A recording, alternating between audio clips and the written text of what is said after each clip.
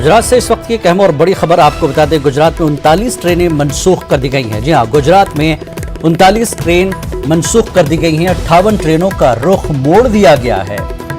मालगाड़ी की पटरी से उतरने के बाद रेल की आमदरफ्त मुतासिर हुई है, जिसके बायस गुजरात में 39 ट्रेनों को मनसूख कर दिया गया है और 58 ट्रेनों का रुख मोड़ दिया गया है, क्योंकि मालगाड़ी के पटरी से उतरने के बाद रेल की आमदरफ्त मुतासिर हुई है, जिसके पेश नज़र ये सारी ट्रेनों को मनसूख किया गया है, जिसमें 39 ट्रेनें हैं जो मनसूख कर दी गई हैं और 58 ट्रेनों का रुख मोड़ दिया गया है।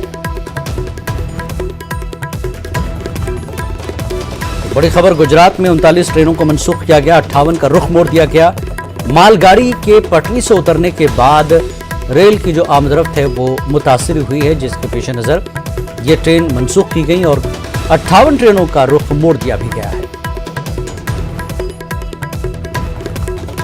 तो मालगाड़ी के पटरी से उतरने के बाद रेल की आमदरफ्त मुतासिर हुई है, जिसके पेश नज़र गुजरात में 39 ट्रेनों को मनसूख किया गया है और वहीं 58 ट्रेनों का रुख मोड़ दिया गया है।